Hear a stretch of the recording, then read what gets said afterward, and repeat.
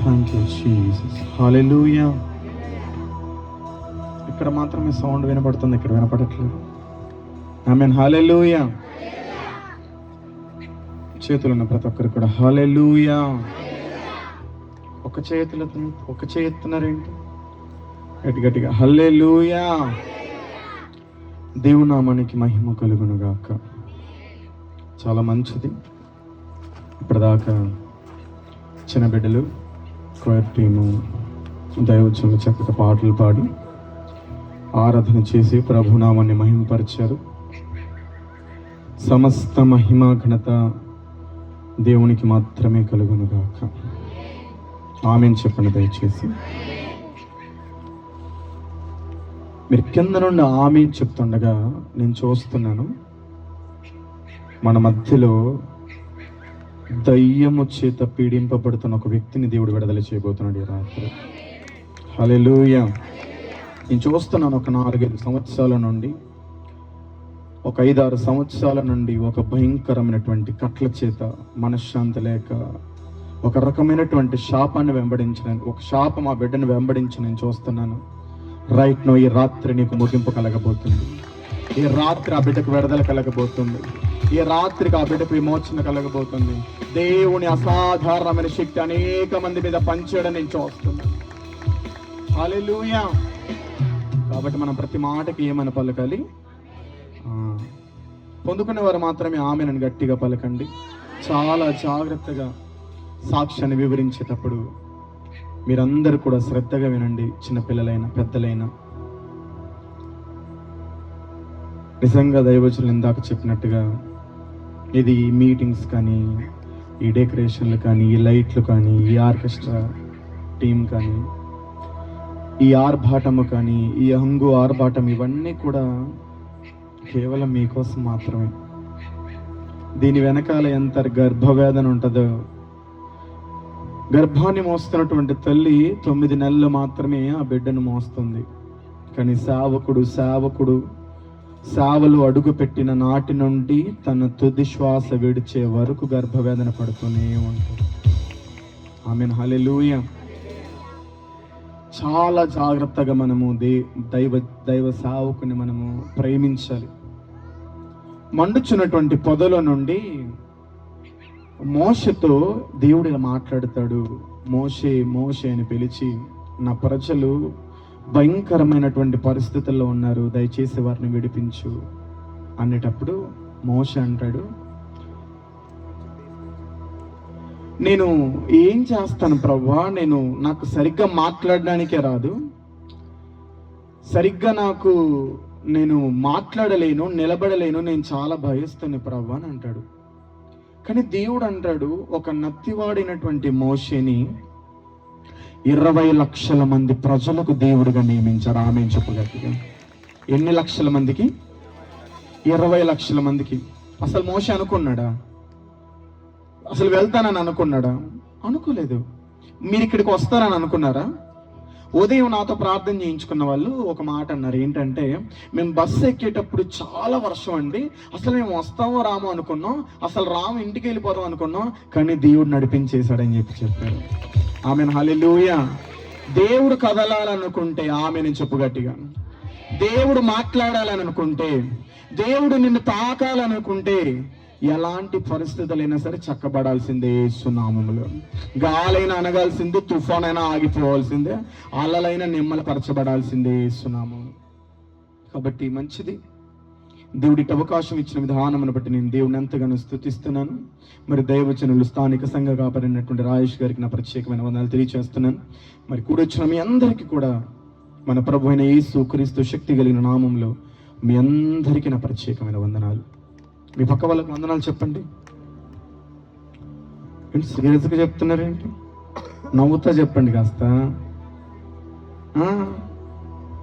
సీరియస్గా ఉండకూడదు. మీ పక్క వాళ్ళకి రషీకిండి చెప్పండి, ఈ రాత్రి దేవుడు నిన్ను దీవించును గాక. షేకిండి చెప్పండి, ఈ రాత్రి దేవుడు నిన్ను దర్శించును గాక. ఆమేన్. హల్లెలూయా. సంతోషంగా ఉన్నవారు మాత్రమే ఒక్కసారి 2 చేతులు ఎత్తి, మీరు నమ్ముతారా? నిన్న వర్షం పడాలి, పడిందా? ఇవాళ కూడా భయంకరంగా చుట్టూ మొత్తం వర్షం పడింది, ఇక్కడ పడిందా? దేవుడు ఎంత చక్కటి వాతావరణాన్ని ఇచ్చాడు కదా. ఒక్కసారి ఎంత గట్టిగా చెప్పగలిగితే 2 చేతులు పైకెత్తి స్తోత్రం స్తోత్రం స్తోత్రం స్తోత్రం స్తోత్రం చెప్పండి, నోరు తెరిచి స్తోత్రం స్తోత్రం. మీరు స్తోత్రాలు చెప్తూ ఉంటుండగా ఇక్కడ అనేక చీకటి శక్తులు బంధింపబడతాయి. ఇక్కడ దేవుని సన్నిధి మన మధ్యలోనికి దిగుతుంది. స్తోత్రాలు చెప్పండి, కేవలం స్తోత్రాలు చెప్పండి. పరిశుద్ధాత్మ దేవుడు మన మధ్యలోనికి దిగబోతున్నాడు. పరిశుద్ధాత్మ దేవుడు మన మధ్యలోనికి వేయించేయబోతున్నాడు. Holy Spirit of God, please welcome this place in Jesus. స్తోత్రాలు చెప్పండి, స్తోత్రం స్తోత్రం స్తోత్రం స్తోత్రం స్తోత్రం స్తోత్రం స్తోత్రం స్తోత్రం. హల్లెలూయా. మంచిది, నేను ఆలస్యం చేయకుండా మరి కొద్ది నిమిషాలు సాక్ష్యాన్ని, కొద్ది నిమిషాలు వాక్యాన్ని ఆనందిస్తాను. మరి నా పేరు నేను చెప్దాం అనుకున్నాను, మరి ఈరోజు సాక్ష్యం చెప్పాలి కనుక ఈరోజు చెప్పాలని చెప్పలేదు. నా పేరు జాన్ పాల్ అండి. నేను ఏలూరులో పరిచయం చేస్తూ ఉంటాను. దేవుని ఎరగక ముందు నేను ముస్లిం కుటుంబంలో ఉన్నప్పుడు నా పేరు షేక్ చాన్ బాషా. ఒక భయంకరమైనటువంటి కట్టుదిట్టమైనటువంటి ఒక ముస్లిం కుటుంబంలో జన్మించినటువంటి వాడని. 5 పూటల నమాజ్ చదువుతూ ఈ యొక్క ఫాస్టింగ్ ప్రేయర్స్లో ఒక పొద్దులు ఉంటారు కదా, జూన్ మాసంలో రంజాన్కి ఉపవాసాలు ఉంటూ ఎంతో నిష్ట కలిగినటువంటి కుటుంబంలో జన్మించినటువంటి వ్యక్తిని నేను. చిన్నప్పటి నుండి కూడా అమ్మ లేక, చిన్నప్పటి నుంచి కూడా నాన్న ప్రేమ లేక, ఎంతో ప్రేమ లేనటువంటి వ్యక్తిగా పెరిగినటువంటి వ్యక్తిని. మా మేనత్త గారు నన్ను తీసుకొని, నాకు 2-3 సంవత్సరాలు ఉన్న వయసులో నన్ను తీసుకొని వెళ్ళిపోయి పెంచుకున్నారు. చిన్నప్పటి నుండి వాళ్ళే పెంచారు, చిన్నప్పటి నుండి వాళ్ళే చూసుకున్నారు. భయంకరమైనటువంటి ఒక విగ్రహారాధన కుటుంబంలో నుంచి నేను కూడా వచ్చినటువంటి వాడిని. మా ఇంట్లో మా అక్క రోజు కూడా ఖురాన్ చదివేది. ఉదయాన్నే లేచిన వెంటనే ఖురాన్ చదివేది, మధ్యాహ్నం ఖురాన్ చదివేది, సాయంత్రం ఖురాన్ చదివేది, పడుకునేటప్పుడు ఖురాన్ చదివేది. అంటే అంత నిష్ట కలిగినటువంటి కుటుంబం. ఉదయం 5ంటికి లేచి నమాజ్ చదవాలి, మధ్యాహ్నం చదవాలి, సాయంత్రం మరి రాత్రి, ఇలా భయంకరమైనటువంటి నిష్ట కలిగినటువంటి కుటుంబంలో జన్మించినటువంటి వ్యక్తిని నేను. తల్లిదండ్రుల దగ్గర లేనప్పుడు, మేనత్త దగ్గర ఉన్నప్పుడు ఎలాంటి ప్రేమ కూడా మనకు దొరకదు. అయినప్పటికీ కూడా అలానే భరిస్తూ, అలానే సహిస్తూ ముందుకెళ్ళేవాడిని. నేను 8వ తరగతి దాకా పెనకచర్ల డ్యాంలో చదువుకున్నాను, గార్లదిన మండలంలో. తర్వాత 9, 10 తర్వాత కాలేజ్ కూడా అనంతపురంలో చదువుకున్నాను. అసలు ఎలాంటి ఆధారం లేనటువంటి నేను, ఎలాంటి ఆశ్రయం లేనటువంటి నన్ను దేవుడు నా తల్లి గర్భంలో రూపింపబడక మునిపే దేవుడు నన్ను చూశాడు. ఆమేన్ చెప్పండి. దేవుని వాక్యం ఈ విధంగా సెలవిస్తుంది, మన తల్లి గర్భంలో మనం రూపింపబడక మునుపు ఆయన కన్నుల మనల్ని చూస్తాయంట. అంటే అప్పుడే దేవుడు ఈ భూమికి పునాదులు వేయబడక మునిపే దేవుడు మనలందరినీ కూడా ఏర్పరచుకుంటాడు. చాలా భయభక్తులతోనే పెరిగేవాడిని. ఇటువైపు మరి తెలుసో తెలియదు కానీ పీర్ల పండుగ వస్తే ఆ పీర్లను ఎత్తుకోవడం, నిప్పుల మీద నడవటం. నేను ముందు వెళ్తే నా వెనకాల ఒక 5-6 మంది నడుస్తూ వచ్చేవారు అనమాట.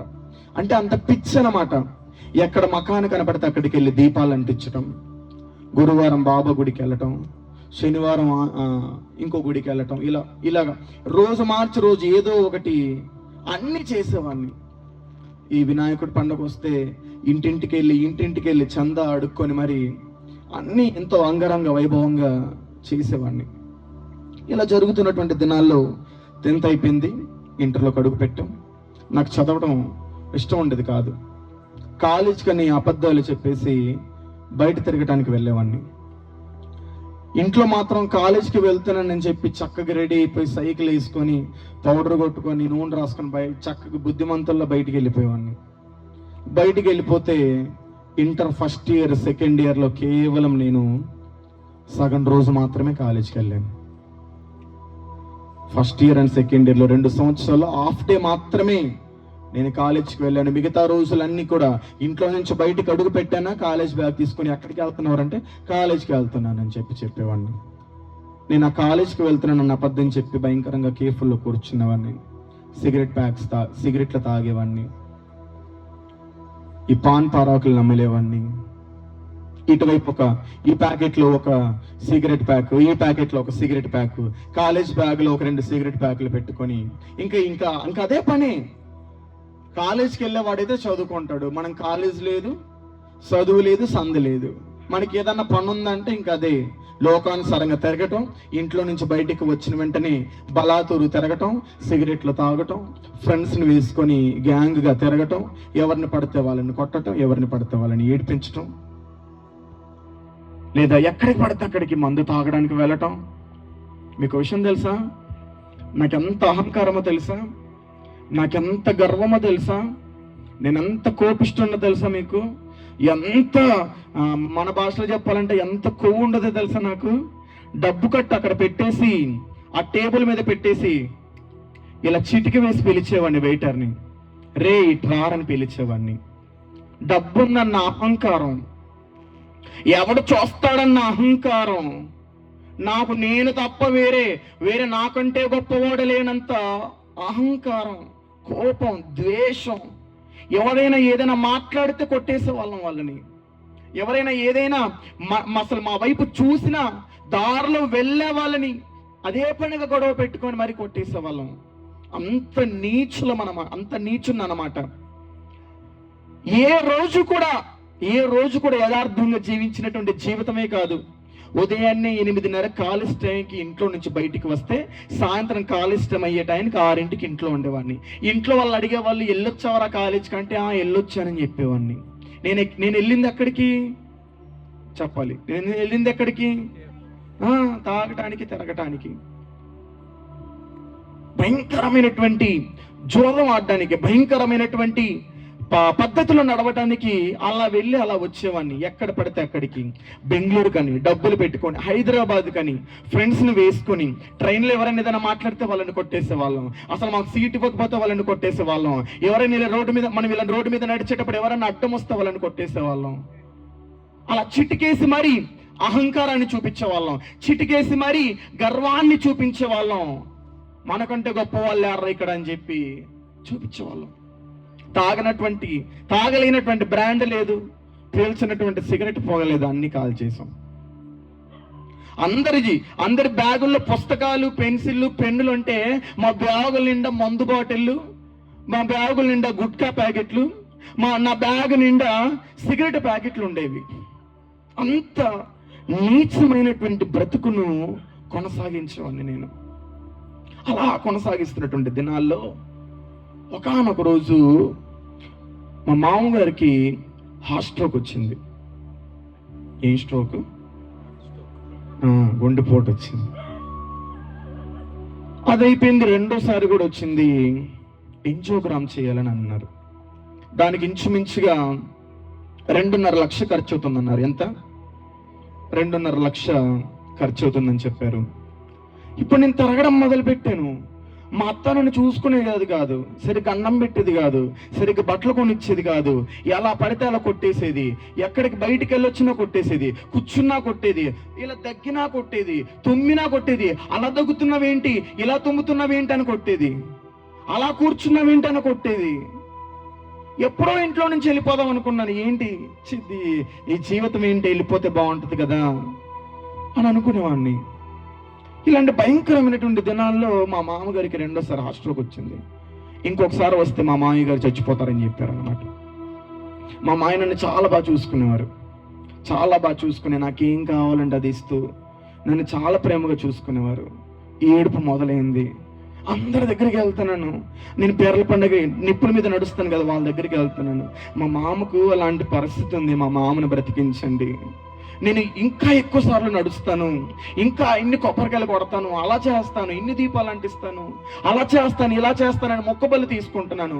గురువారం వెళ్తున్నాను, ఇంకో గుడికి వెళ్తున్నాను, అయ్యా నీకోసం నేను అది చేశాను కదా, నేను అది చేస్తాను, ఇది చేస్తానని మొక్కుకుంటున్నాను.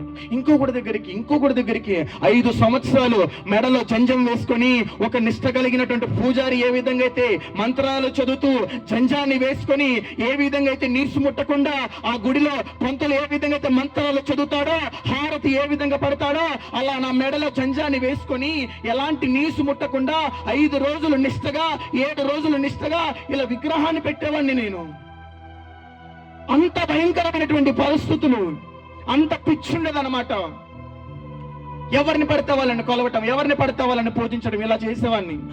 మా అత్త నన్ను భయంకరంగా కొట్టేసేది.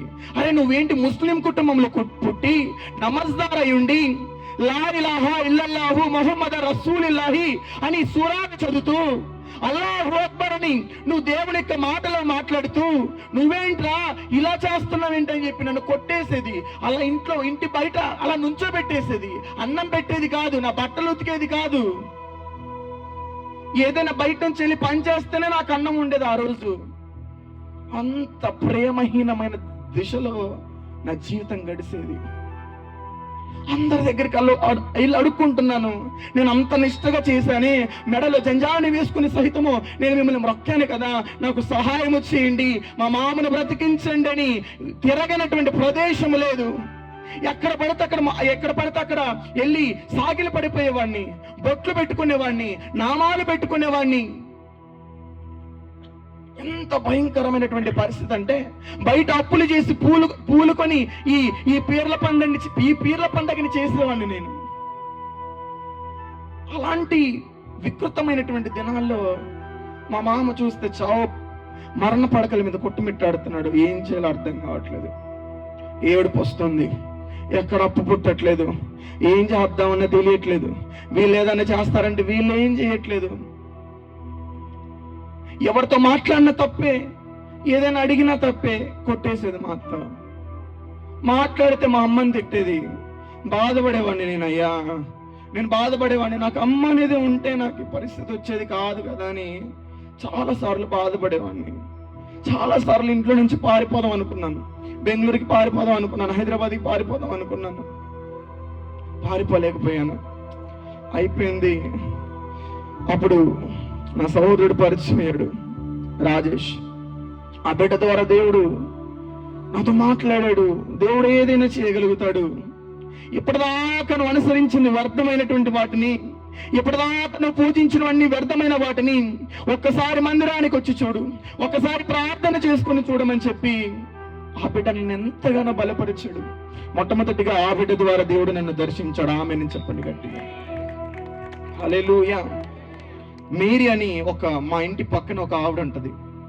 ఆవిడ చెప్పింది, నన్ను పిలిచి, రే భాష, నువ్వు ఇప్పటిదాకా తిరగనటువంటి ప్లేస్ లేదు కదా, తిరుగుతానే ఉన్నావు కదా, నేను ఒక మాట చెప్తాను, చేస్తావా అని. చెప్పండి అని చెప్పాను. ఇన్ని తిరిగావు కదా, నీకు ప్రతిఫలం రాలేదు కదా, ఒక్కసారి వెళ్ళి నువ్వు మందిరంకి వెళ్ళి ప్రార్థన చేసుకోరాని. నాకు ప్రార్థన రాదు కదా, మీ దేవుని నేనెందుకు కొలుస్తాను, నేను నమాజ్ చదివేవాడిని కదా, నిష్ట కలిగినటువంటి ముస్లిం కుటుంబంలో జన్మించినటువంటి వాడిని కదా, నేనెందుకు చేస్తానంటే, అరే అలా అనకరా, ఒక్కసారి వెళ్ళి ప్రార్థన చేసుకోరా. అనంతపురం సప్తగిరి సర్కిల్లో ఒక చర్చ్ ఉంటుంది. అక్కడికి వెళ్ళి మెట్లెక్కి లోపలికి వెళ్ళి ఇలా అడిగాను దేవుణ్ణి, చర్చిలో ఇలా అడిగాను, ఏదో నువ్వు నిజమైన దేవుడు అంట కదా, ఒక్కసారి మా మామను బ్రతికించు, జీవితాంతం నీ దగ్గర ఉంటానని చెప్పి మా మామ చూపించినటువంటి ఆ ప్రేమ గుర్తొచ్చి ఏడ్చాను అనమాట. చాలా ఏడ్చాను. ఆయన వెళ్ళిపోతే నన్ను ఎవరు చూసుకుంటారు, అలా ఎవరు ప్రేమిస్తారని చెప్పి. కిమ్స్ హాస్పిటల్లో 2,50,000 ఖర్చు అవుతుందన్నారు. అది అయిపోయింది. మెట్లు దిగి వస్తున్నాను.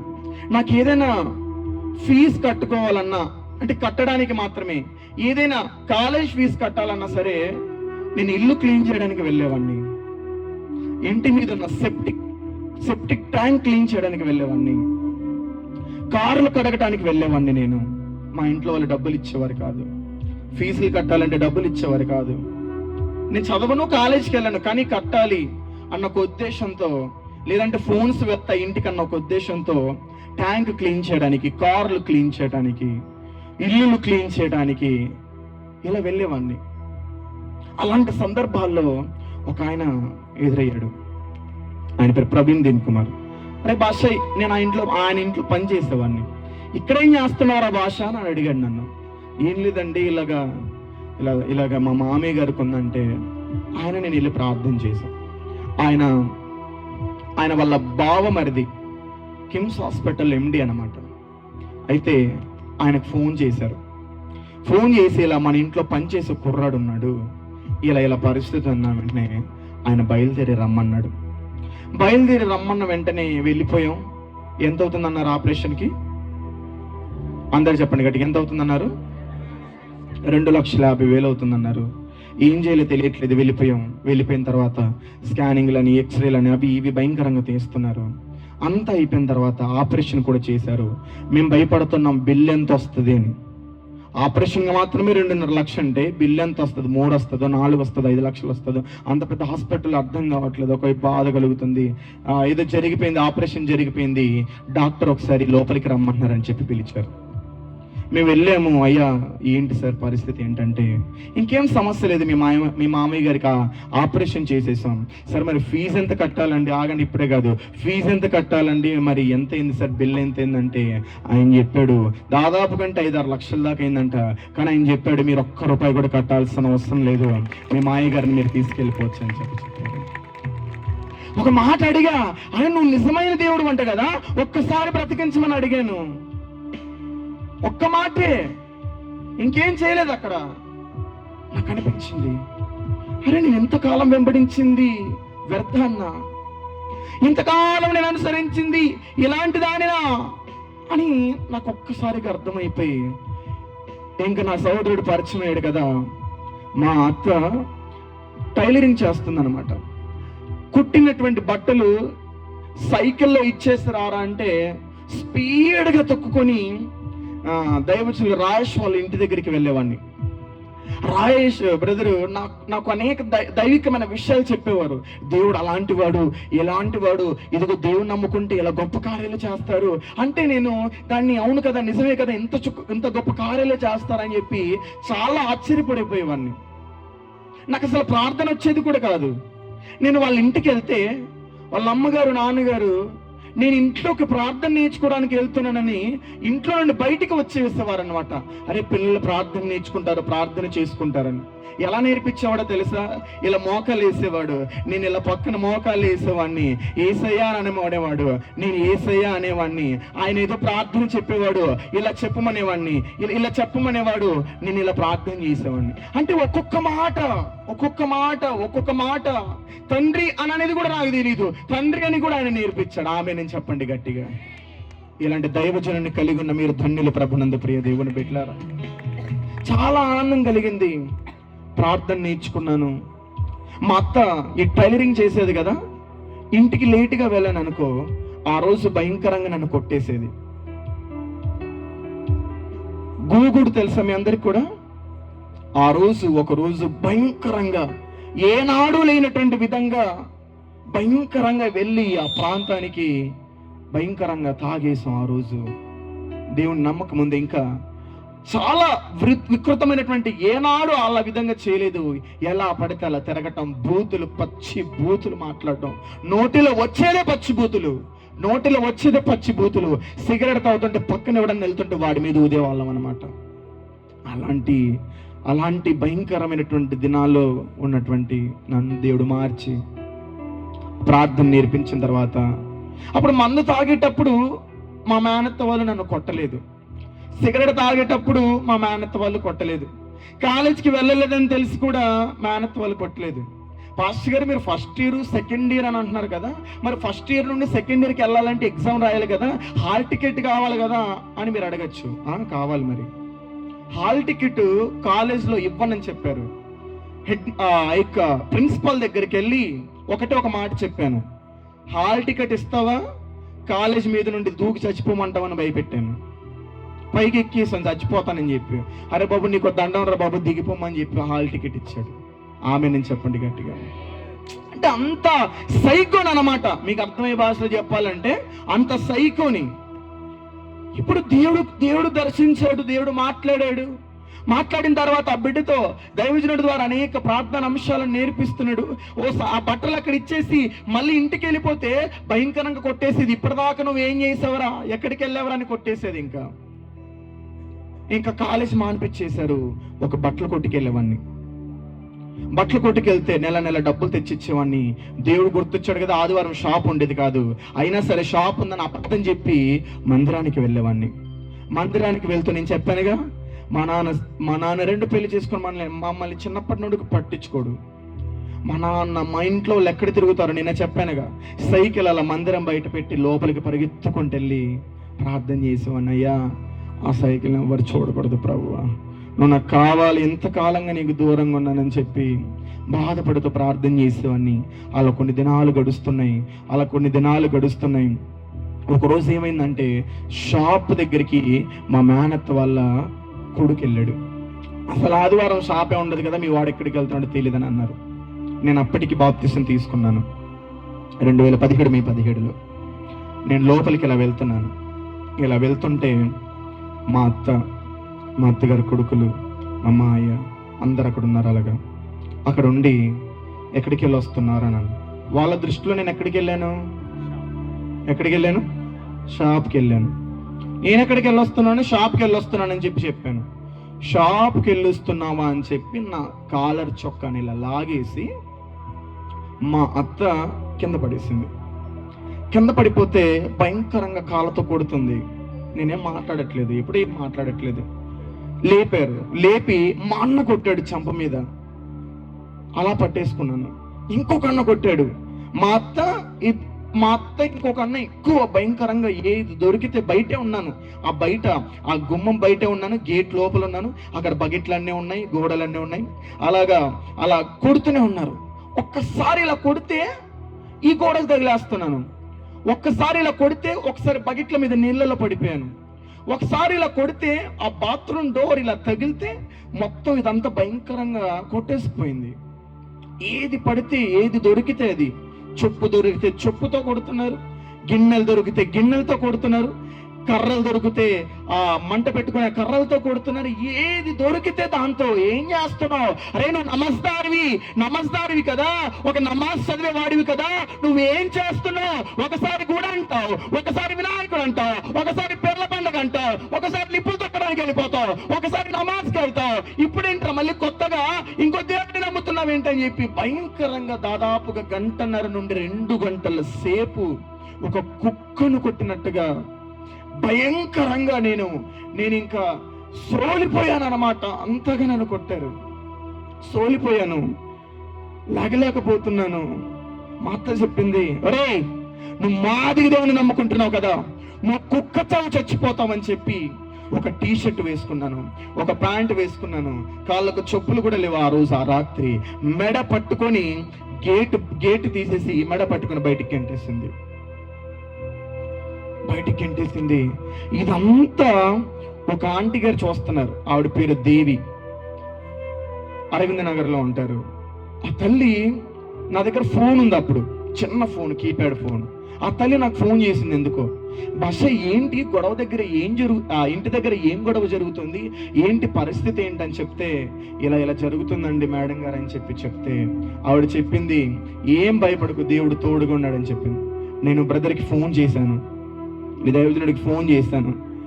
రాయేష్, ఇలా జరిగిందిరా, ఇలా కొట్టారు భయంకరంగా, అసలు ఓపిక లేదు, నాకు ఏం చేయాలో అర్థం కావట్లేదు, నాకు ఏడుపు వస్తుంది, ఎటల్లలో తెలియట్లేదురా, ఇక్కడే ఉన్నానని చెప్తే అర్ధరాత్రి ఆ బిడ్డ ఇంకొక బిడ్డని, అశోక్ అనే వ్యక్తిని తీసుకొని వచ్చి ఆ బిడ్డ వేసుకొచ్చిన చెప్పులను నాకిచ్చేసి ఆ బిడ్డ ఒట్టికాలతో ఇంటికి వెళ్ళిపోయాడు.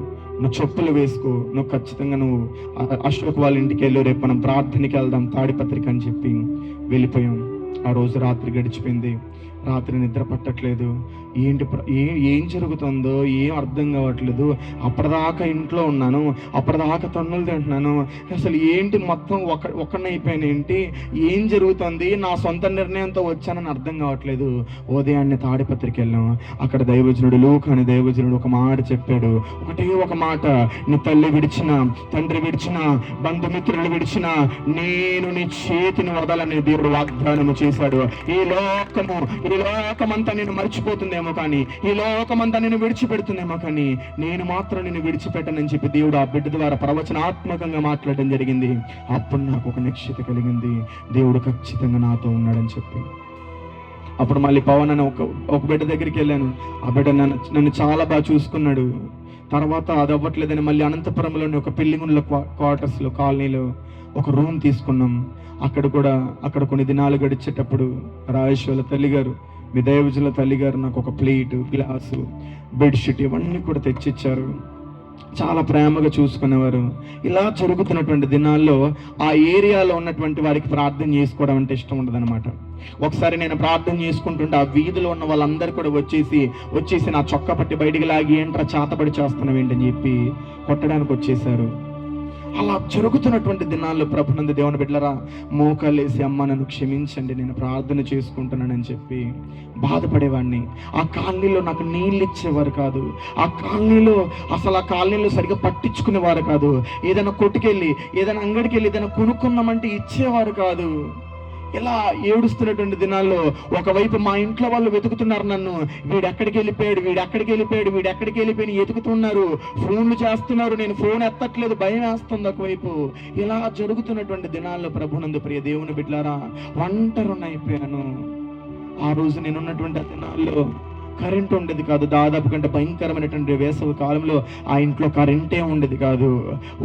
దిండు దగ్గర, తల దగ్గర పెట్టుకోవడానికి దిండు లేకపోతే ఆ కడపమన్ దగ్గర నా తలను పెట్టేసుకునేవాడిని, ఏడ్చేవాడిని. ఎన్నో రాత్రులు ఏడ్చేవాడిని, ఎన్నో కన్నీళ్ళు, ఎన్నో బాధలు.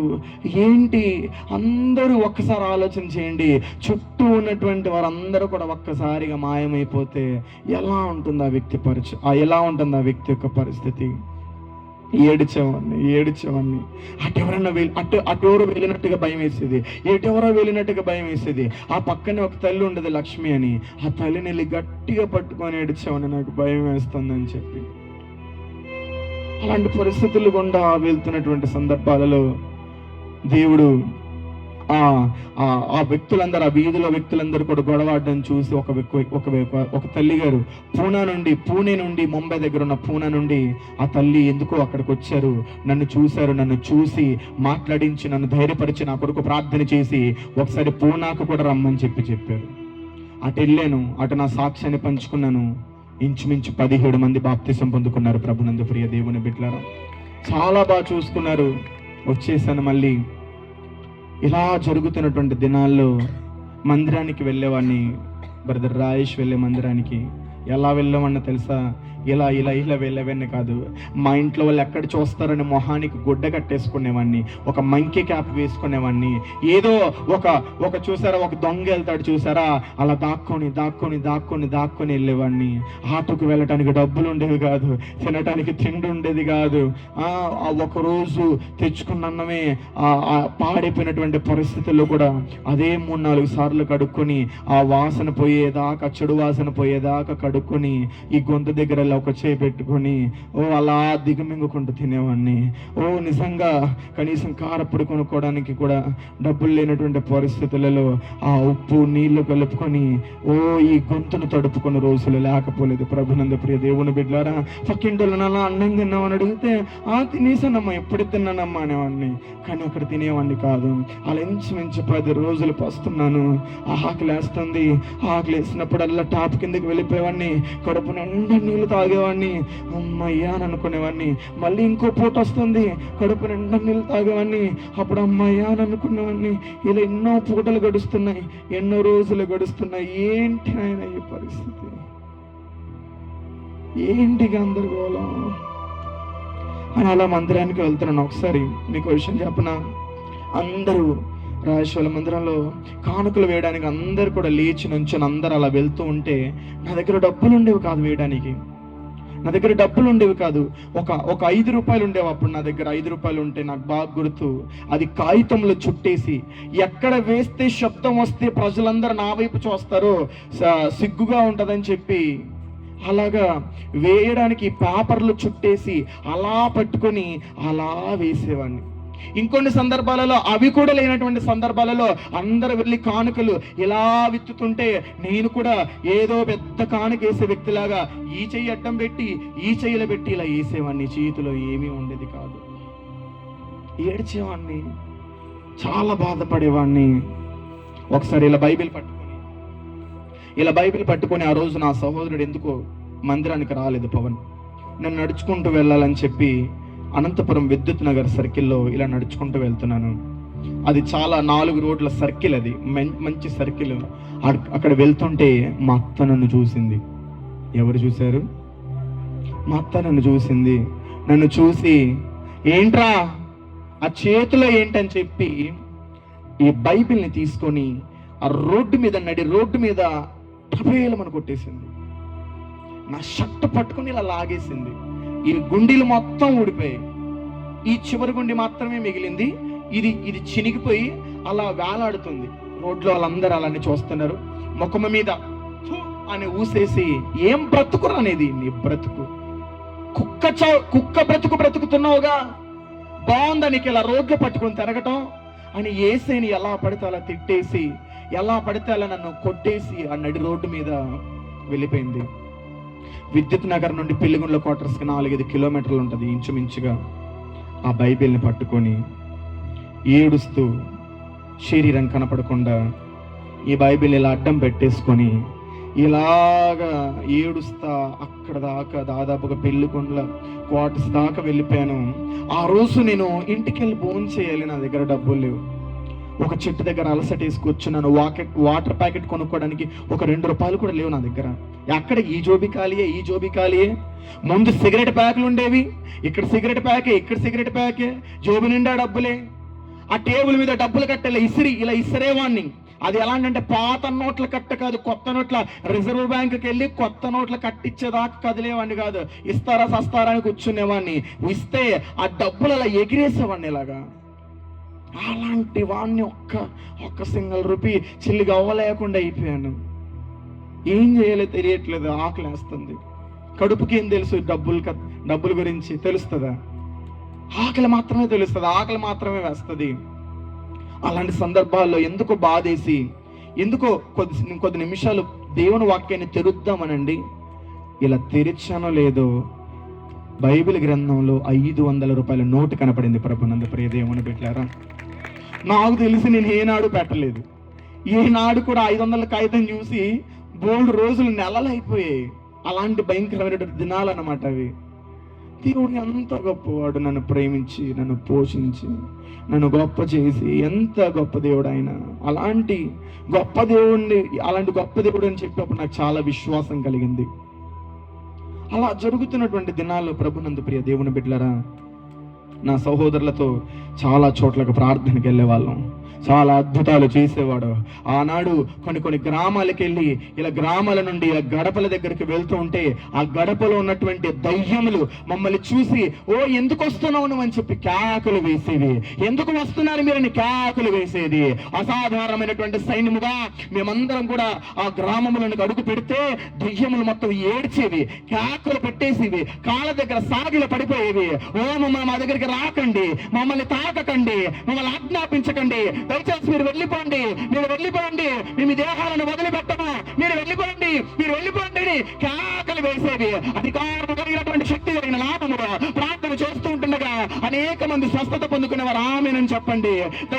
దయ్యములు పట్టిన వారు విడుదల పొందుకునేవారు, వినపడినటువంటి వారు వినే శక్తిని పొందుకునేవారు, మాట్లాడలేనటువంటి వారు మాట్లాడేవారు. ఇలా దేవుడు అనేక విధాల గొప్ప కార్యాలు చేస్తూ ముందుకు తీసుకెళ్ళేవాడు.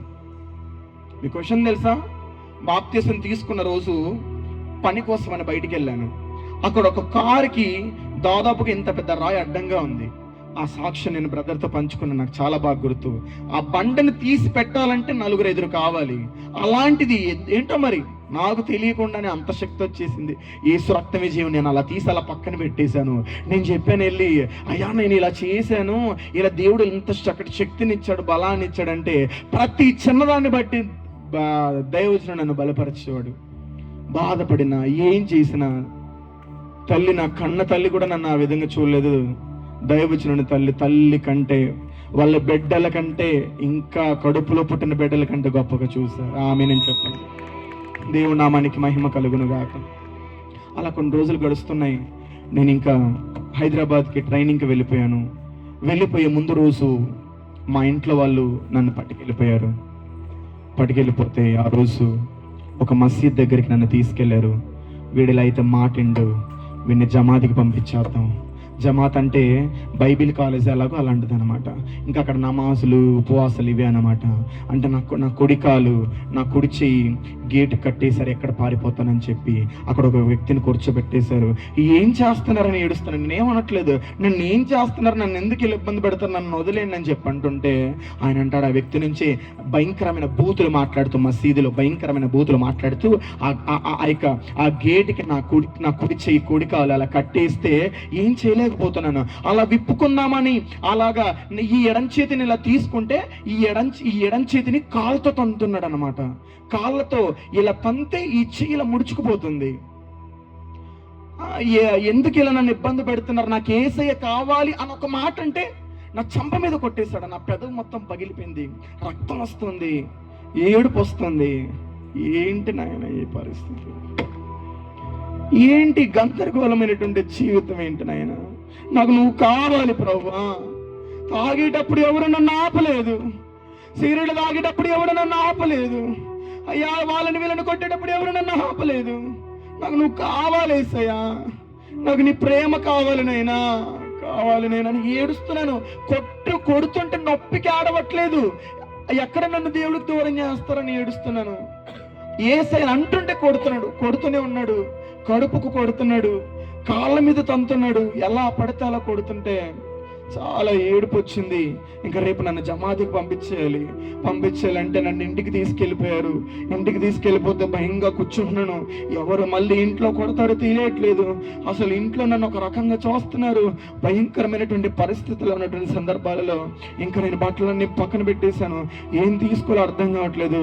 అర్జెంటుగా రాయేష్ వాళ్ళ ఇంటికి వెళ్ళిపోయాను, అమ్మ దగ్గరికి వెళ్ళిపోయాను. నాకేం చేయాలో తెలియట్లేదు, నేను ఇలా వెళ్ళిపోతున్నానని చెప్పి నేను హైదరాబాద్కి వెళ్ళిపోయాను. నేను హైదరాబాద్కి వెళ్ళిపోతే ఇంట్లో నుంచి వచ్చేసిన ప్రారంభ దశల్లో కూడా మా అత్త వాళ్ళు ప్రతిసారి దైవజనుని ఇంటికి వెళ్ళి గొడవ చేసేవారు. ఎంత పద్ధతి కలిగినటువంటి కుటుంబము. సార్ గారు చూస్తే ఆయన టీచరు, అంత పద్ధతి కలిగినటువంటి కుటుంబం దగ్గరికి వెళ్ళి అందరూ చూసేటట్టుగా, అందరూ చూసారా, నేను ఒకసారి చెప్పాను ఇంతకు ముందు టైలరింగ్ చేసేవారని, ఆ బట్టలు ఇచ్చే వాళ్ళ ఇల్లు పక్కనే అన్నమాట. ఆవిడ వెళ్ళి మా అత్తకి ఎగేసి చెప్పింది, ఇలా చేస్తున్నాడు, ఇలా ప్రార్థనలు నేర్చుకుంటున్నాడని చెప్పి. అప్పుడు వాళ్ళ ఇంటికి ప్రతిరోజు గొడవకి వెళ్ళిపోయేది. మా అబ్బాయిని మీరు అలా చేస్తున్నారు, మా అబ్బాయిని మీరు మత మార్పిడి చేస్తున్నారు, మా అబ్బాయిని మీరు అలా చేస్తున్నారని ప్రతిరోజు గొడవకి వెళ్ళిపోయేది. కానీ ఏ రోజు కూడా నాకు ప్రార్థన నేర్పించుకుంటలేడు. ఆమేనని చెప్పండి. ఏనాడు కూడా నన్ను ధైర్యపరచుకుంటలేరని ఆమేనని చెప్పండి దయచేసి. ఏనాడు నన్ను పోషించుకుంటలేరు, ఆమేనని చెప్పండి దయచేసి. అలా జరుగుతున్నాయి. వెళ్ళిపోయాను ఆ రోజు. ఆ తల్లి నేను హైదరాబాద్కి వెళ్ళిపోయాను. హైదరాబాద్కి వెళ్ళిపోతే అక్కడ కూడా అంతే, ప్రేమ లేదు, ఆధారం లేదు, ఎలాంటి ఆశ్రయం లేదు. ఒక అనాథగా భయంకరమైనటువంటి బ్రతుకుతున్నటువంటి దినాలవి. అది అయిపోయింది. అలా కొన్ని రోజులు మీకు విషయం తెలుసా, కటింగ్ చేయించుకోవడానికి ఒక 50 రూపాయలు 100 రూపాయలు లేక 4 నెలలు ఈ బొచ్చు పెంచేసుకొని, గడ్డం పెంచేసుకొని ఒక బిచ్చగాడలా అయిపోయాను. వేసుకోవడానికి బట్టలు ఉండేవి కాదు. ఆ చర్చికి వచ్చే సంఘస్థులు చొక్కాలు ఇస్తే ఆ చొక్కాలు వేసుకునేవాడిని. నడుము లూజ్గా ఉంటే దారం కట్టుకునేవాడిని. అది పురుకొస్ అంటారు చూసారా, అది కట్టుకునేవాడిని. గుండీలో లేకపోతే 1 గుండి 2 గుండీలు ఉంటే కనపడకుండా పిన్నిసులు పెట్టుకునేవాడిని. ఎవరికైనా శరీరం కనపడకుండా ఇలా ముడుచుకుని ఇలా కూర్చునేవాడిని. అలాంటి పరిస్థితులండి, అలాంటి దుఃఖకరమైన దినాలండి అవి. దేవుని నమ్ముకోవడం అంటే, దేవుని నమ్ముకుంటే పూలబాట అని చాలా మంది చెప్తారు. కాదు, ప్రతి క్షణం పోరాటమే, ప్రతి క్షణం ఆటంకమే, ప్రతి క్షణం అవరోధమే. అలా అయిపోయింది. కొన్ని దినాలు గడుస్తున్నాయి. దేవుడు అనేక కార్యాలను చేయడం చూస్తున్నాడు. ఇందాక బ్రదర్ చెప్పినట్టుగా ఫోన్లలో ప్రార్థనలు చేస్తుంటే అద్భుతాలు జరుగుతున్నాయి, ఆశ్చర్యాలు జరుగుతున్నాయి, విడుదలను ఇస్తున్నాడు. కరోనా వచ్చేసింది, నేను చాలా ఏదో స్పీడ్గా వెళ్ళిపోతున్నాను, ఇంకా చాలా జరిగాయి నా జీవితంలో. అలా అయిపోయింది. కాలేజీలో ఉన్న వాళ్ళందరూ వాళ్ళ ఇళ్ళకి వెళ్ళిపోయారు, ఒక్కనే ఉండిపోయేవాడిని. 72 మంది మా బ్యాచ్ అయితే ఒక్కనే మందిరంలో అలా ఉండిపోయేవాడిని. భయం వేసేది, ఒక్కనే ఉండిపోయేవాడిని. అయ్యా ఏంటయ్యా నా బ్రతుకని ఏడ్చేవాడిని. ట్రైనింగ్ అయిపోయింది, సంవత్సరాల పైన అయింది, 2 సంవత్సరాలు అయింది. అక్కడ ఉన్న వాళ్ళని చూసుకున్నారు, బాగానే చూసుకున్నారు. అదైన తర్వాత 21 రోజులు ఏమి తినకుండా అలా ఉపవాసం ఉన్నాను. ఉపవాసం ఉండి ప్రార్థన చేస్తున్నాను. మాట్లాడుతున్నాడు దేవుడు అందరి గురించి, ఎవరెవరి జీవితంలో ఏం చేయాలని మాట్లాడుతున్నాడు. నా గురించి మాట్లాడట్లేదు. నాతో మాట్లాడు నాయనా, నాతో మాట్లాడు. ఉదయం 9 కూర్చున్న వాడిని రాత్రి 9 దాకా 12 గంటల సేపు నాన్ స్టాప్ ప్రార్థనలో ఉన్నాను. మాట్లాడు నాయనా, నువ్వు మాట్లాడితేనే కదా నేను ఎక్కడికన్నా వెళ్ళదని ఏడుస్తున్నాను. 7:30 తర్వాత దేవుడు మాట్లాడడం మొదలు పెట్టాడు. ఆ ప్రాంతానికి వెళ్ళాను, ఏలూరు ప్రాంతానికి. ఆ ఏలూరు ప్రాంతంలోకి వెళ్ళిన తర్వాత అక్కడ ఎన్నో అవరోధాలు, ఆటంకాలు. దేవుని కృపేంటో తెలుసా? దేవుడికి నేను అంటే ఎంత ఇష్టం తెలుసా? నేను ఎక్కడున్నా సరే ఫేస్బుక్లో లైవ్ ఇచ్చేవాడిని అనమాట. బస్ స్టాండ్లో ఉంటే బస్ స్టాండ్లో ఇచ్చేవాడిని, ట్రైన్లో వెళ్తే ట్రైన్లో ఇచ్చేవాడిని, ఎక్కడైనా స్టే చేస్తే అక్కడ ఇచ్చేసేవాడిని. 7-7:30 ఖచ్చితంగా లైవ్ ఇచ్చేసేవాడిని అనమాట. అది అలవాటు ఉండదు అప్పుడు. అలాగా లైవ్ ఇస్తుంటే ఒక పక్కన ఉన్నటువంటి ఒక తల్లి వెళ్ళిన మొదటి రోజే, అయ్యా మా మందిరానికి వచ్చి వాక్యం చెప్తారా అని అడిగింది. ఆమెను చెప్పండి గట్టిగా. ఆ మందిరానికంటే 10 మంది 20 మంది ఉంటారు, ఎప్పుడు వెళ్ళలేదు కదా మనం అని చెప్పి, సరే అమ్మా వస్తానమ్మా అని చెప్పి వెళ్తే అక్కడ 300-400 మంది ఉన్నారు. ఆమెను చెప్పండి గట్టిగా. ఎన్ని వందల మంది ఉన్నారు? 300-400 మంది ఉన్నారు. అర్థం కావట్లేదు. యేసు రక్తమే చేయం అంటే దేవుడు రుజువు పరచాలి. అరే నిన్ను ఇక్కడికి పంపించింది నిన్ను వాడుకోవడానికని, నాకు రుజువు చూపించడానికి. వచ్చిన రోజే దేవుడు నన్ను వాడుకోవడం మొదలు పెట్టాడు. ప్రభునందు ప్రియ దేవుని బిడ్డలారా, ఆ వచ్చిన రోజే ఆ వాక్యాన్ని దేవుడు అక్కడ విడుదల చేస్తే, దేవుడు వాక్యం అక్కడ ఎలా పనిచేసిందంటే సంఘం ఆశ్చర్యపోయే రీతిగా, ఏనాడు కని విరిగిన రీతిగా, ఏనాడు విడుదల పొందుకోలేనటువంటి విధంగా, ఏనాడు దేవుడు మాట్లాడినటువంటి విధంగా అనేక కుటుంబాలు కట్టబడ్డం ఆ రాత్రి నేను చూశాను. అనేక కుటుంబాలు విడుదల పొందుకోవడం ఆ రాత్రి నేను చూశాను. అనేక కుటుంబాల నుండి దయ్యాలు వదిలిపోవడం నేను చూశాను. అనేక మంది అద్భుతాలు జరగడం ఒకటి నేను చూశాను. నాకు అనిపించింది దేవుడు నన్ను ఇక్కడ వాడుకోబోతున్నాడు. హల్లెలూయా. అయిపోయింది. యవ్వన ప్రాయంలో ఉంటాంగా అప్పుడప్పుడు. నేను కూడా ఒక అమ్మాయిని ప్రేమించాను. ఎంత ప్రేమించానంటే చాలా ప్రేమించాను. అలా జరుగుతున్నటువంటి దినాల్లో ఒక చోట మందిరం పెట్టాం. చాలా మంది వచ్చేవారు. చాలా చాలా చక్కగా ముందుకెళ్ళేది. 40 మంది మందిరానికి వచ్చేవారు. 40 మందికి మందిరానికి వచ్చేవారు. అలా జరుగుతున్నటువంటి దినాల్లో వివాహం చేసుకున్నాను. వివాహం చేసుకున్న తర్వాత కాస్త వాళ్ళ అన్నిల కుటుంబానికి సంబంధించినటువంటి వారు, తొందరపడి వివాహాన్ని చేసుకున్నాను. వివాహం చేసుకున్న తర్వాత ఎన్నో బాధలు. వివాహం చేసుకున్న 3వ రోజు చచ్చిపోదాం అనుకున్నాను. వివాహం చేసుకున్న 3వ రోజు ఎవరు వేసుకుందాం అనుకున్నాను. ఎవరు ఒంటి మీద చీకటి ఘాట్లు కనపడితే, అరే ఏంట్రా పాడు పనులు ఏంట్రా అని చెప్పి వాళ్ళని ధైర్యపరిచేవాడిని. ఏంటి తల మీద ఏదైనా ఘాట్లు కనపడితే ఏంట్రా పాడు పనులు అని చెప్పి వారిని ధైర్యపరిచేవాడిని, నేను బలపరిచేవాడిని. ఆ వ్యక్తి నా ఇంటి దగ్గరకు వచ్చేసింది, మందిరం దగ్గరికి. అనంతపురంలో చూస్తే మందిరం లేదు, ప్రార్థన లేదు, ఏమీ లేదు. ఎంతో భయస్తుని, పక్క వాళ్ళని రా అందామన్నా సరే భయం వేస్తుంది అనమాట. దేవుడు చూస్తున్నాడని చెప్పి ఇంటి దగ్గరకు వచ్చేసారు. నీ గురించి అలా చేసేస్తాం, ఇలా చేసేస్తాం అని చెప్పారు. ఆ రోజు ఏం చేయాలో తెలియక, ఇదిగోండి నా చేతికి 5 కొట్లు పడ్డాయి అనమాట. కోసేసుకున్నాను. నేను ఎప్పుడైతే కోసేసుకున్నా అప్పుడు నోరు మూసేసింది అనమాట. ఆ యవ్వన ప్రాయంలో అలా తప్పుడు అడుగులు వేసినటువంటి సమయంలో ఎంతో ఇబ్బంది పెడుతూ, ఎంతో బాధకరమైనటువంటి దినాల్లో అప్పటిదాకా ఎంతో వెలిగింపబడినటువంటి జీవితం ఒక్కసారిగా ఆర్పేసినట్టు అయిపోయింది. పెళ్లి చేసుకున్న 3వ రోజు చచ్చిపోదామని వెళ్ళిపోయాను. చచ్చిపోదామని వెళ్తే సంఘం గుర్తొస్తుంది, సంఘ బిడ్డలు గుర్తొస్తున్నారు. ఇందాక సేవకుడు చెప్పాడు చూసారా, ఈ కష్టము, ఈ ప్రసవ వేదన, ఈ కన్నీళ్ళు, ఈ బాధ, ఈ ప్రయాస, ఈ వేదనంతా మీకోసమే, మిమ్మల్ని మేపడం కోసమే, మిమ్మల్ని వృద్ధి పొందించడం కోసమే. దేవుని వాక్యం సెలవిస్తుందండి, నిజమైనటువంటి కాపరుడు తన గొర్రెల కొరకు ప్రాణాన్ని పెడతాడట. ఆమేన్ చెప్పండి గట్టిగా. అందుకే దేవుడు మనకు సమృద్ధికరమైన జీవాన్ని ఇవ్వడానికి ఆయన తన ప్రాణాన్ని పెట్టేశాడు. అయిపోయింది, ఎక్కడ గొడవ జరుగుతుందని చెప్పి పెళ్ళి అయిపోయింది. పెళ్లి చేసుకున్న రాత్రే భయంకరమైనటువంటి గొడవ. అడుగు పెడితే, వీధిలోకి అడుగు పెడితే అక్కడున్న చేతులు, జనాలు మొత్తం 2 చేతులు ఇలాగెత్తి అయ్యా వందనాలు వందనాలు వందనాలు అని చెప్పేవారు. భోజనానికి కూర్చుంటే ఒక 10 కూరలు నా టేబుల్ మీద ఉండేవన్నమాట. అలాంటి జీవితం అది. కరోనా మూమెంట్లో అందరూ కూడా ఇళ్లలో కూర్చుంటే దాదాపుగా 4,000 మందికి మెడిసిన్ పంపించాం, 4,000 మందికి ఫ్రూట్స్ ని పంచాం, 4,000 మంది రోగస్తులను అనేకంగా చాలా చక్కగా కేర్ చేసాం, ఫుడ్ పంపిణీ చేసాం, రకరకాలుగా చేసాం కరోనాకు భయపడకుండా. సెకండ్ వేవ్ లో ఏలూరుకు వచ్చిన తర్వాత అలా చక్కగా జరుగుతున్న సమయంలో తొందరపడి వివాహం చేసుకున్న తర్వాత ఎన్నో గలిబిలులు, ఎన్నో ఆటంకాలు, ఏవేవో బాధలు, ఏడ్చేవాడిని. ఇప్పుడు ఈ బాధ ఎక్కువైపోయింది. బస్ స్టాండ్కి వెళ్ళిపోయేవాడిని. ఎక్కడ ఏ సావుకుడు కనబడితే అయ్యా నా కోసం ప్రార్థించి, ఒక సావుకురాలు ఆట ఎక్కుతుంటే అమ్మ నా కోసం ప్రార్థించేవా అని ఏడ్చేవాడిని. ఒకరోజు ఎలాగైతే అవ్వదు, ఈ మనోవేదన నేను తట్టుకోలేనని చెప్పి ఏలూరులో పవర్పేట గేట్ అని ఒక ప్రాంతం ఉంటుంది. అక్కడ రైల్వే గేటు ఉంటుంది అనమాట, ఊర్లోనే మధ్యలో ఉంటుంది. అక్కడ కింద బ్రిడ్జ్ ఉంటుంది, ఆ బ్రిడ్జ్ కిందకి వెళ్ళిపోయాను. ట్రైన్ కింద పడిపోదామని వెళ్ళిపోయాను. ఆ రోజు అలానే గొడవ జరుగుతుంది, అలానే ఇబ్బంది జరుగుతుంది. ట్రైన్ కింద పడిపోదాం, ఇంకా ఈ జీవితం ఎందుకు, బ్రతికెందుకు అనుకున్నాను. అప్పుడు కూడా అంతే. అప్పుడు కూడా ఆ యొక్క ఉద్రేకంలో, ఆ తొందరపాటులో మళ్ళీ ఒక మందు బాటిల్ తీసుకొని మళ్ళీ తల కొట్టుకున్నాను. ఇక్కడ ఒక 3 కుట్లు పడ్డాయి. ఇక్కడ జీవితంలో అపవాదమైనటువంటి సాతాను ఎలా మనల్ని ఇబ్బంది పెడుతుందో చాలా చాలా జాగ్రత్తగా చూసుకోవాలి. అందుకే వాక్యం సెలవిస్తుంది, మెలకువ కలిగి ప్రార్థన చేయుడి.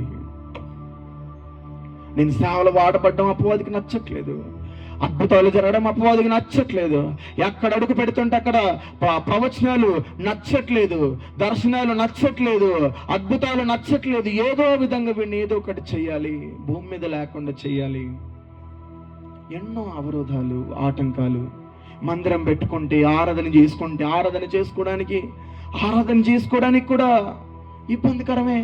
ఒకడు వస్తాడు రా మనిషిలో సాడిష్టం అని ఒకడంటాడు వైర్లు లాగేస్తాం, ఒకడంటాడు నీ మీద వెళ్ళి కేసు పెట్టేస్తాం, ఒకడు వచ్చి సినిమా పాటలు పెడతాడు చర్చి ముందే, ఒకడొచ్చేసి అసలు సౌండ్ బాక్స్ లేదు, ఏమీ లేదు, చక్కగా మోకాలు వేసుకుని ప్రార్థన చేసుకుంటే సంఘం అందరు కూడా టప ఇలా టప కొట్టేసి ఏం చేస్తున్నారని చెప్పి అంటాడు. మైక్ ఉండదు, పాటలు ఉండవు, కాంగం ఉండదు, కంజర్లు ఉండవు, ఏముండవు. అదే పనికి వచ్చేసి చాలా గట్టిగా తలుపు కొట్టేసి, తలుపు తెరిచేసి చర్చి ఎదురుగానే ఉంటాడు. గొడవ చేసేసేవాడు. ఏంటి నాయన ఈ బాధ, ఏంటి జీవితం అని ఎంతో ఏడ్చాను. మంచి బిడ్డ పుట్టింది నాకు. ఆ బిడ్డ పుట్టడం ద్వారా పరిచర్లు గొప్ప మార్పులు మొదలయ్యాయి. ప్రభునందు ప్రియ దేవుని బిడ్డారా, ఆమెని చెప్పండి గట్టిగా. చచ్చిపోదాం అనుకున్నాను నేను, కానీ ఆ బిడ్డ పుట్టిన తర్వాత దేవుడు నాకు ఒక ఆశను పుట్టించాడు. బిడ్డకు జన్మనిచ్చింది నువ్వు మరణించటానికి కాదని చెప్పి. అసలు నేను చచ్చిపోయింది నువ్వు మరణించటానికి కాదు, నీ స్థానంలో నేను మరణించాను, నీ స్థానంలో నేను బలైపోయానని చెప్పి ఎన్నో మాట్లాడాడు దేవుడు.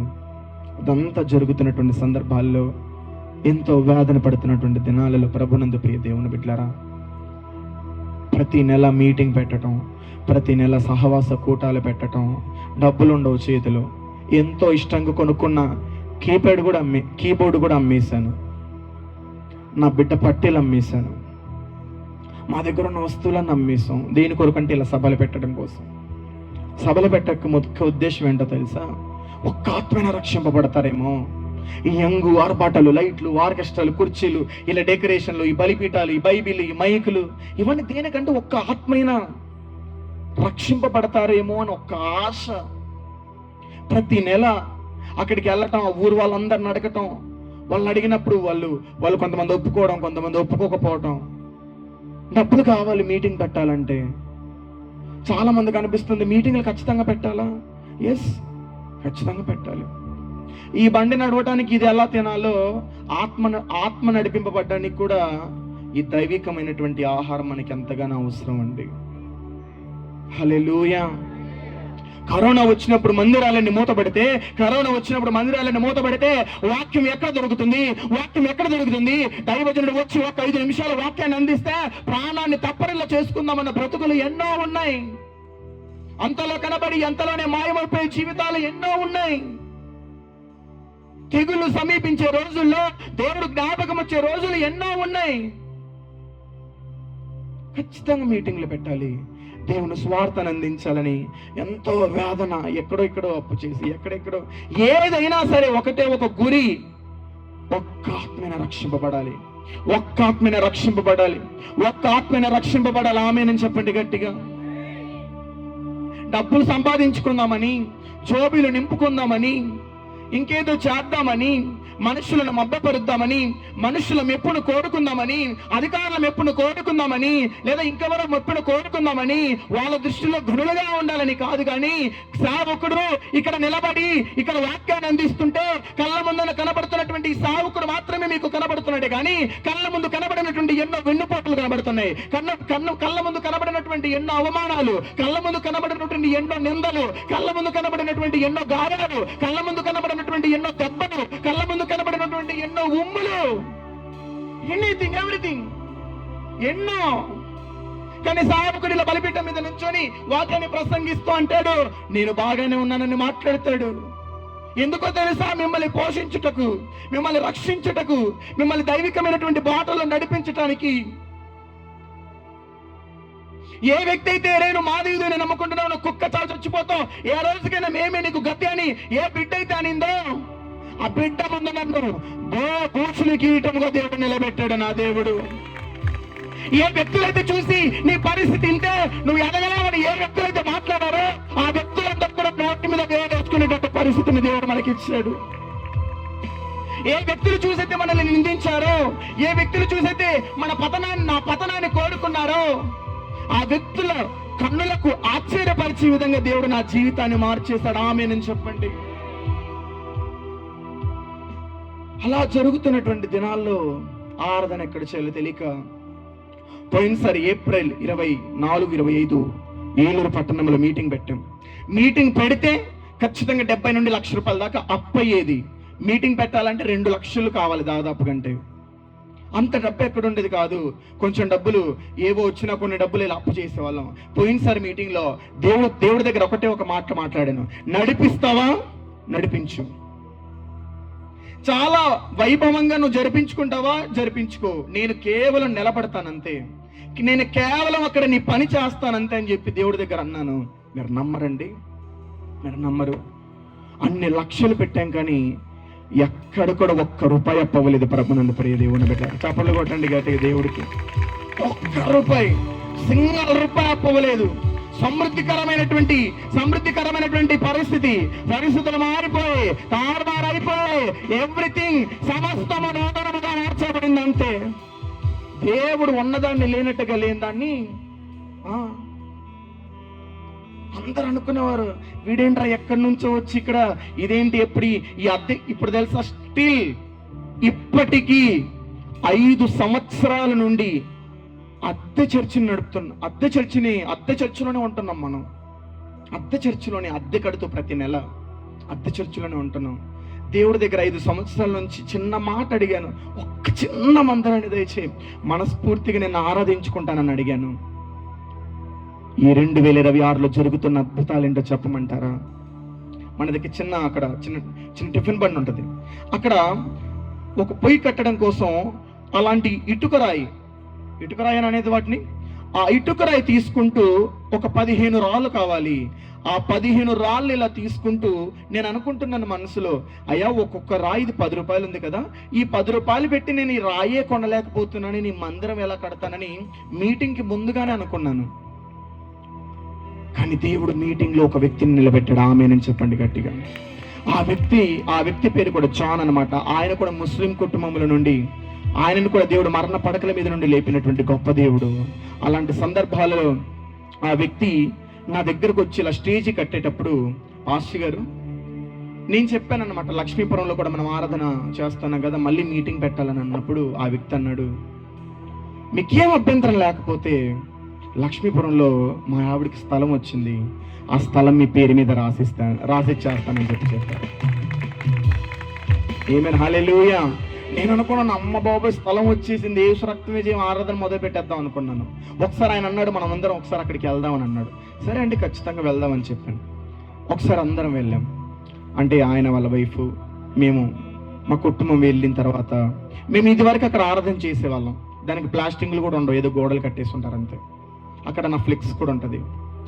ఇలా ముందు ఇలా చేసేవాళ్ళం అండి. తర్వాత ఆయన నా దగ్గరికి వచ్చి, పాస్టర్ గారు మీరు మందిర పనులు మొదలు పెట్టండి, నేను ఒక 2-3 లక్షలు ఇస్తానని చెప్పాడు. స్థలం ఇవ్వటమే గొప్ప అనుకుంటే ఇప్పుడు ఏం చెప్తున్నాడు, కనీసం ఇటుక రాయి కూడా కొనలేనటువంటి పరిస్థితి నాది. నేను ఒక 2-3 లక్షలు ఇస్తాను, మీరు పని మొదలు పెట్టండి అన్నాడు. తర్వాత ఒక వారం గడిచింది, పని మొదలు పెట్టాం. 10 రోజులైంది. మళ్ళీ ఒకసారి ఇంటికి వెళ్ళాం. ఇంటికి వెళ్తే ఈ 2-3 లక్షలతోనే అవ్వవు కదా, పోనీ లోన్ ఏదైనా పెడదామండి అని అంటే, మీరు ఏం భయపడకండి, నేను ఒక 5-6 లక్షలు ఇస్తానని చెప్పి మళ్ళీ చెప్పాడు. ఆమెనని చెప్పండి గట్టిగా.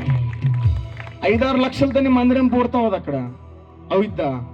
అస్సలు అవ్వదు. మళ్ళీ మొన్న 2 రోజుల క్రితం, జస్ట్ 2 డేస్ క్రితం, నేను ఇక్కడికి వచ్చి 1 or 2 డేస్ క్రితం, 1-2 రోజుల క్రితం మళ్ళీ ఎందుకో పిలిస్తే ప్రార్థన చేయించుకోవడానికి వెళ్ళాను.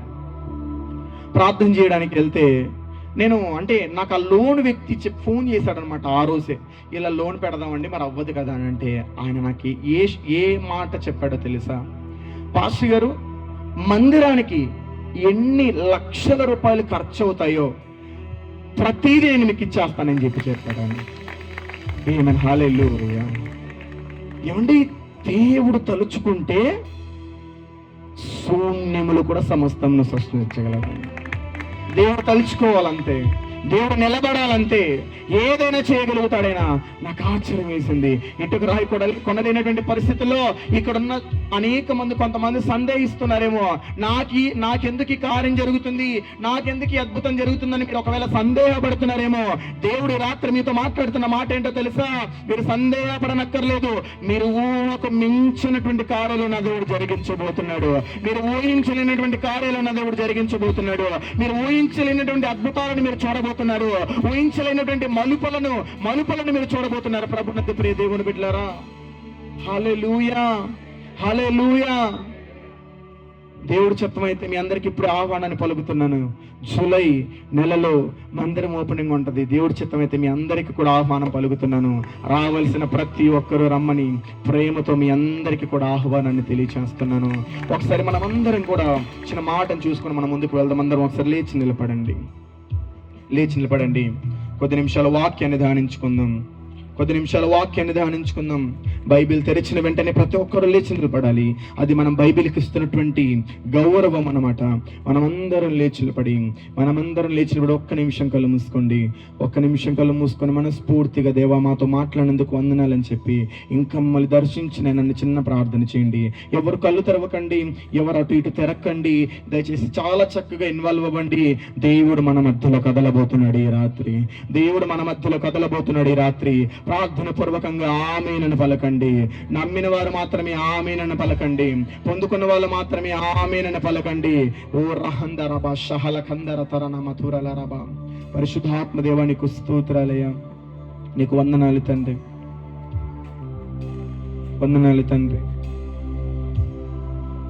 Thank you Jesus.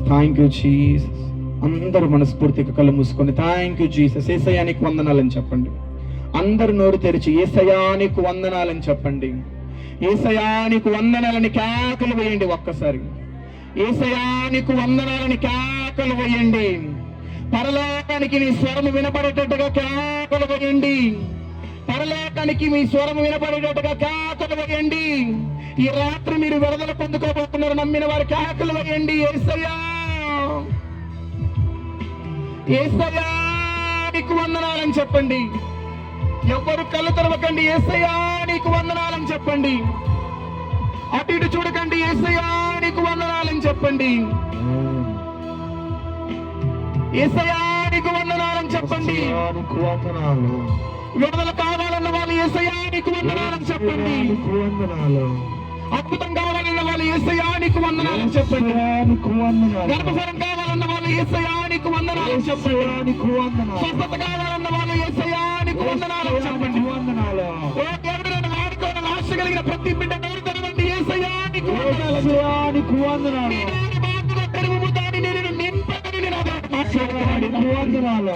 ఈ రాత్రి నీ కన్నీళ్లు తొడవబోయే రాత్రి, నీ దుఃఖ దినములు సమాప్తమయ్యే రాత్రి, నీకున్న ప్రతి అడ్డీలు ఆటంకాలు కొట్టివేయబడే రాత్రి, నీ ప్రతి శాపపు కట్లు దెబ్బతన రాత్రి, విడుదల పొందుకొని ఈ స్థలం నుండి నువ్వు తిరిగి వెళ్ళబోతున్నావు.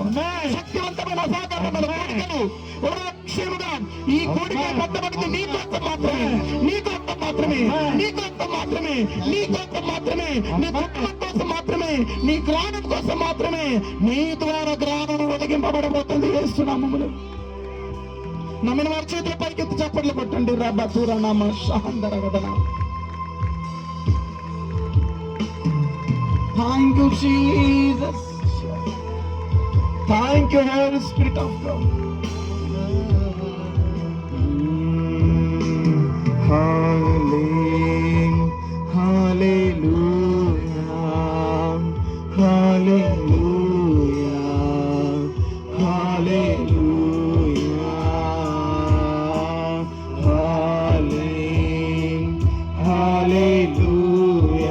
చెప్పండి. హల్లెలూయా, హల్లెలూయా, హల్లెలూయా యేసయ్యా, హల్లెలూయా, హల్లెలూయా,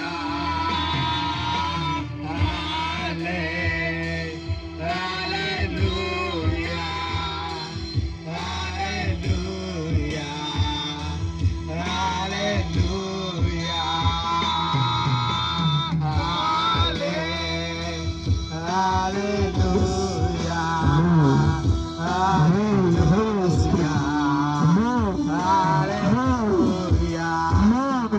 చూడకండి, కళ్ళు మూసుకుని దేవుడు కదలబోతున్నాడు.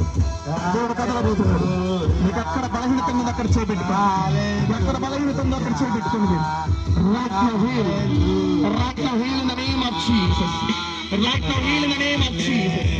స్వస్థత, స్వస్థత, విడుదల ఈ రాత్రి మీకు విడుదల.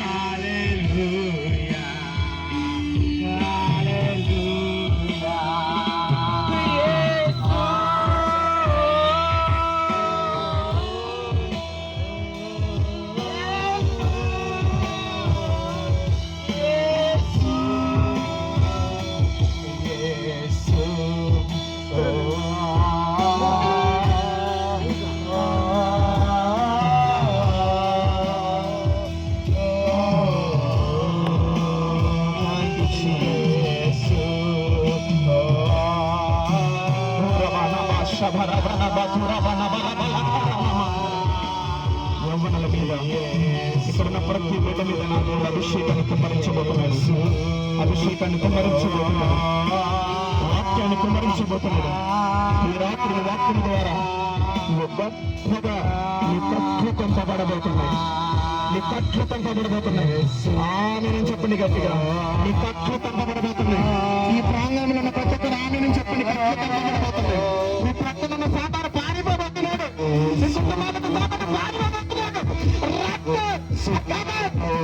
Name of Jesus.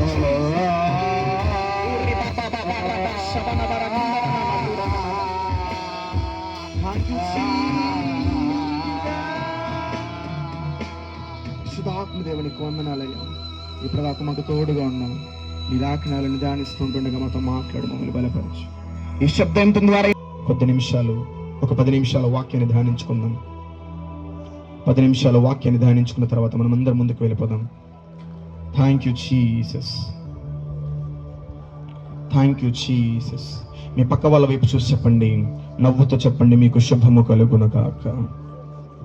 నోటితో చెప్పండి, ప్రవచించండి ఆ మాట, మీకు శుభము కలుగునుగాక. చెప్పండి, మీ పక్క వాళ్ళతో మరొకసారి వాళ్ళ వైపు చూసి చెప్పండి, మీకు సమాధానం కలుగును గాక. దేవుడు అంటాడు, జీవ మరణములు చెప్పండి, జీవ మరణములు, జీవాన్ని పలికితే జీవం కలుగుతుంది. అక్కడ ఎలాంటి గడ్డు స్థితి అయినా సరే జీవం కలుగును కాకంటే గడ్డు స్థితి కూడా మొలకెత్తాల్సిందే. యేసు నామములు ప్రతి మోకాలు వంగాల్సిందే. యేసు నామములు ప్రతి నాలుక ఆయన నిజమైన దేవుడని ఒప్పుకోవాల్సిందే. ఆయన అంటున్నాడు, నేనే మార్గము, చెప్పండి, నేనే సత్యము,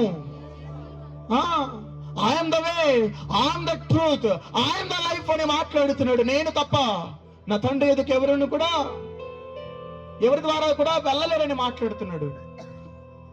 ఈ రాత్రి మీరు ఎంత ఆశ కలిగి ఆమెను కేకలు వేస్తారు, మీరు చూస్తారు. ఈ రాత్రి దయ్యాలు కేకలు వేయడం మీరు చూస్తారు, విడుదల పొందుకోవడం మీరు చూస్తారు, ఆ దయ్యాలు విలువలాడడం మీరు చూస్తారు.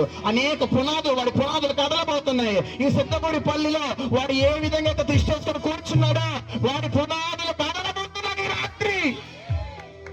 రిబా రబా నమ షహందర గదన రిఖ్యతరల రామ.